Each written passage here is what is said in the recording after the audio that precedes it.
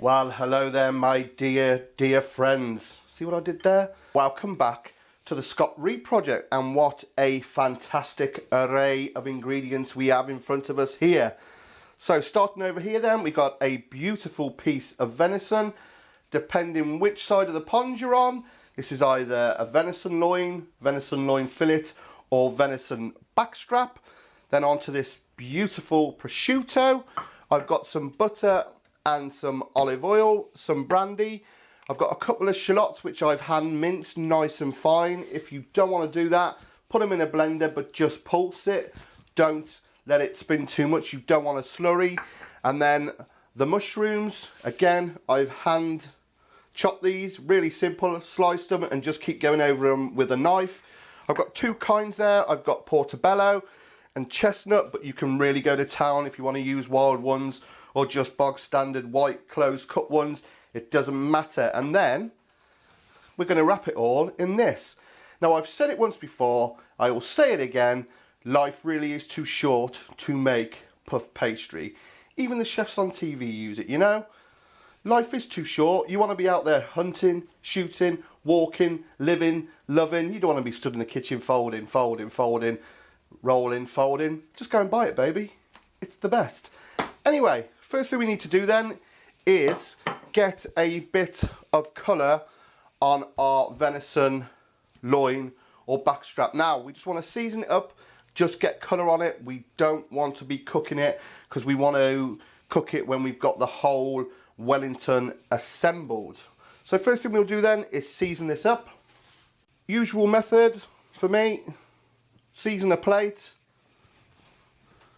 pepper, salt, and then just give it one of them and then dot it around, and you should pick up every single bit just like that, and then it is perfectly seasoned, ready to go. So I've got some heat under that pan. I'm just going to drop in a bit of oil. Like I said, we don't want to be cooking this, we want to brown it, so we just get some heat, warm that oil through, and then we're just going to lay our venison in real quickly, sear it one side, sear it the other side, hold it each side until we got a nice all over sear. Now, you can actually make these without searing this venison off. Sometimes I make them when I'm at work for people, and I actually don't bother with the onions and the shallots, which is known as a mushroom duxelle.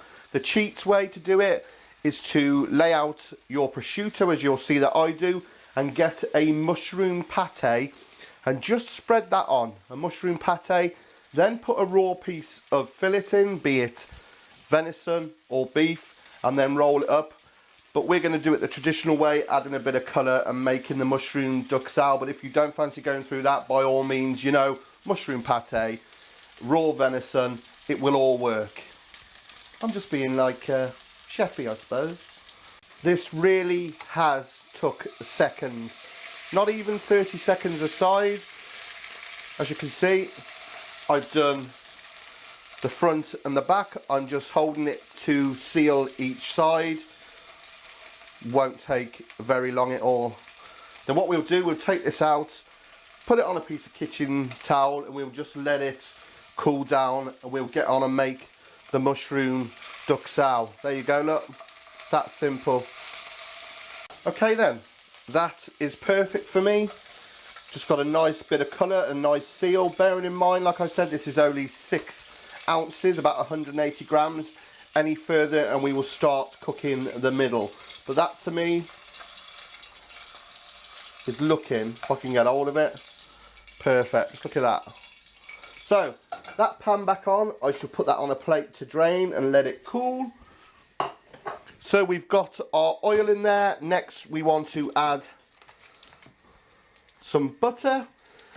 Like I said, this is called a mushroom duxelle.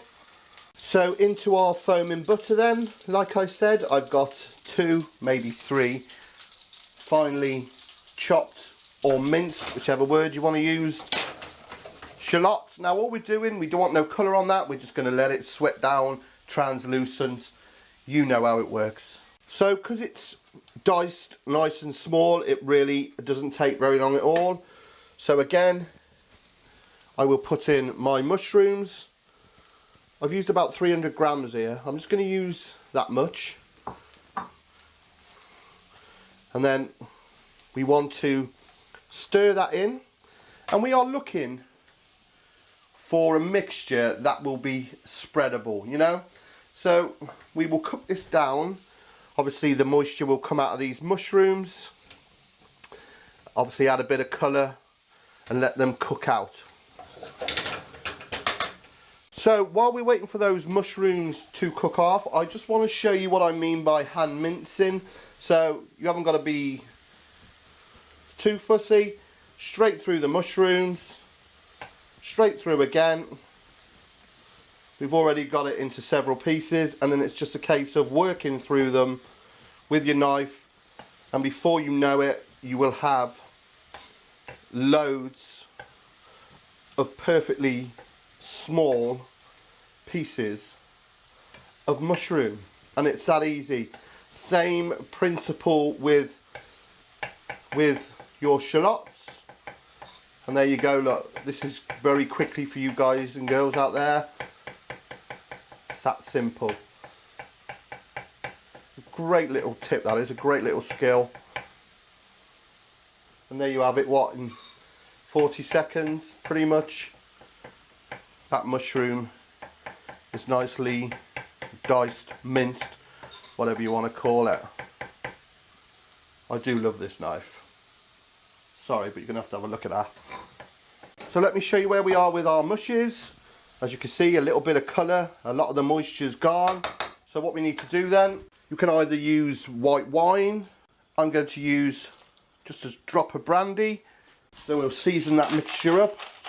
A little bit of salt, a little bit of pepper, add in flavour, and then just put that back on the heat until that liquid has been incorporated into that beautiful mixture. Smells fantastic.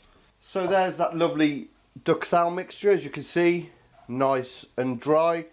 Now what I want to do with this then is to put it on a plate or in a bowl. As you can see, that's nice and spreadable, and let that cool down. Now like I said, with the Cheats Wellington, with that mushroom pate and the raw meat, obviously you haven't got to wait for it to cool. So in there, let that cool off, and then we can build this beautiful, beautiful Venny Welly. Hey? Venny Welly. Let's rock and roll. Smoking. Okay then, let's build this. So first I'm going to put a layer of this prosciutto. Now you only want it just a little bit wider than your fillet, as you can see there, so that's ideal. I'm just going to put another couple of slices, or I might rip one in half just to make sure I've got enough, so something like that. Then the mushroom DUXELLES, which I put in the freezer to cool it down really quickly. So spreading that mix then, like I said, it's nice and dry. Now if you don't like mushrooms, you can still make this, no problem at all. Just sweat down some shallots and some onions and some garlic. Same principle. You can even add some wine, reduce it, and then drain them. Or another good alternative is, like I said before, use a country style pate if you don't like mushrooms. That will work absolutely brilliant. So you get to this stage, put down your prosciutto, and then if you don't like the mushrooms, like I said, put down your mix of onions and shallots and garlic, or some country pate, or any combination you fancy, you know, really. But that is what we're looking for. a beautiful layer of mushroom. We're going to put our venison fillet in the middle, and then just gently, as you can see, like a glove. What a fit. Roll it up. And I'm just going to tuck that prosciutto in. There you go then, we've got our lovely encased venison fillet. Now you don't have to do this bit, but all I'm going to do is wrap it up just to get a perfect cylinder. You by all means skip this bit. It's all about sometimes speed, do you know? You haven't got to go through all this if you don't want to. Just get it straight on your pastry, get it made and get it in the oven. So I'm going to get the air out, as you can see, just like that. Then I'm going to twist it opposite ways. That'll give us a nice shape. If you want to, just tighten it up. Just put a bit of holes in to release the air, and then continue to tighten it. So I'm just going to put that into chill then for about 20 to 30 minutes, but that is pretty much the hard work done. A beautiful parcel of gamey goodness. Now this is why I love this ready-made pastry. Look, you haven't even got to put any flour down. Just roll it out, get your prepared Venny Welly in, and then just fold it over to see if it fits. To me, that is perfect. So what I will do is I'm going to cut it off there, and then with a very simple egg wash, which is egg with a bit of milk or water and a tiny bit of salt, I'm just going to paint the front there. Now it's up to you, you can roll it to seal it, whatever you like. I'm just going to press it down like that. Now these ends, you can be as rustic or as artistic as you like. So I'm going to get some egg wash there as well. Should have put that on first. Hey ho. So seal it down, and you want to get the air out. So what I'm going to do is just a couple of air holes. That allows the air out when it's cooking. And then it's just a case, bit of overkill of tidying it up. 1, let's go about there. 2, I think what I'll do there, just to give it a little bit more pastry, is I will fold that to meet that bit there.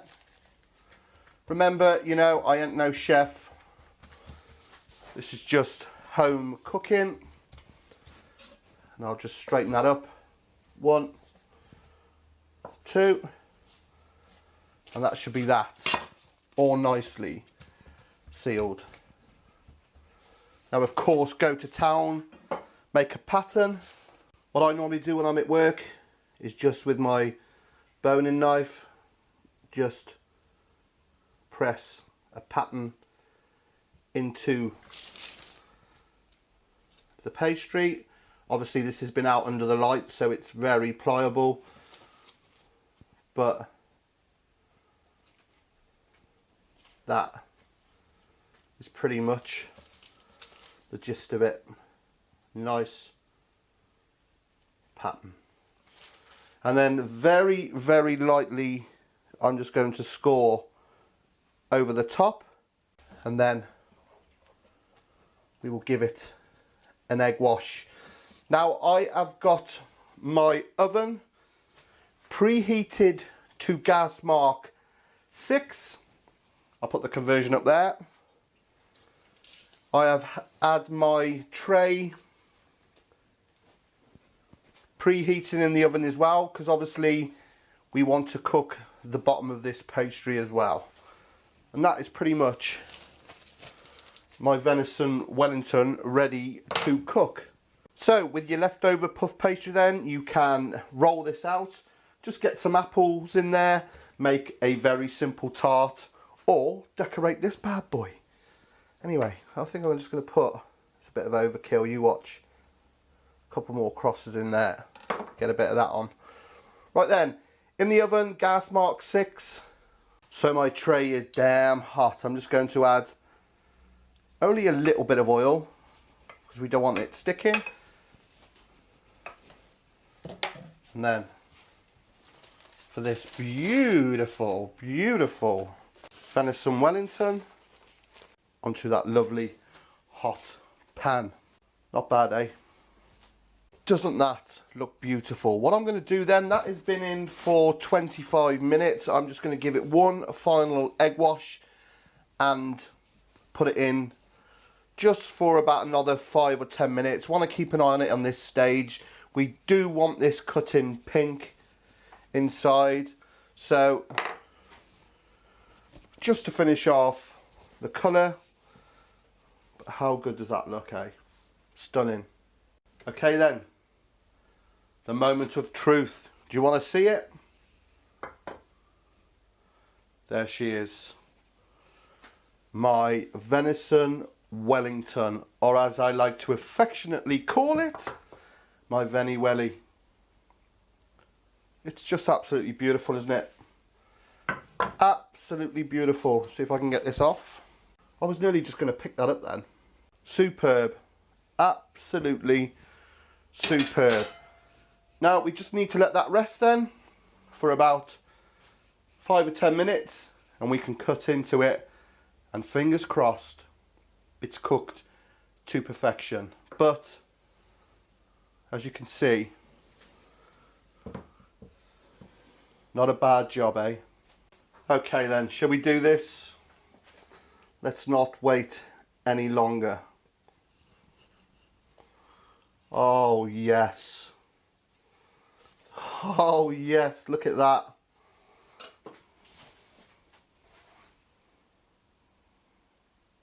That is absolutely beautiful. It's absolutely beautiful, isn't it? Just have a look at that. Right, I know this deserves to be eaten with like mashed potato and a nice jus or gravy, but I'm just going to get in there. I am just going to get in there. I'm going to get some of that venison, which is just so soft, and some of that mushroom duxelle, that prosciutto, that pastry, and oh man, it's just absolutely awesome. As you knew it would be, that combination, you know. If I get some light on the action there, just have a look at that.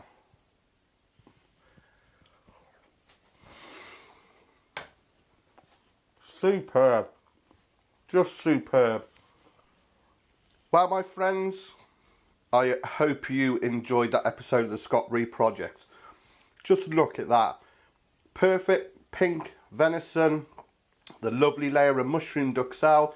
You can just see it's blanketed by the prosciutto, and then in that beautiful puff pastry. That to me, my friends, is a result. Awesome. And of course, if you've liked what you've seen here today on the Scott Ree Project, do please come and join the journey. Come over to the dark side, join me, click subscribe down here somewhere. Also, you can find me on my social media, Facebook, the Scott Ree Project. Get on there, click like, and you'll be able to follow me there. And also on my Twitter, at the Scott Ree Project. So until next time, my friends, I'm going to have some more of this. Do you know what I mean? Why not? I'll see you again sometime. Take care. All the best. Cheers.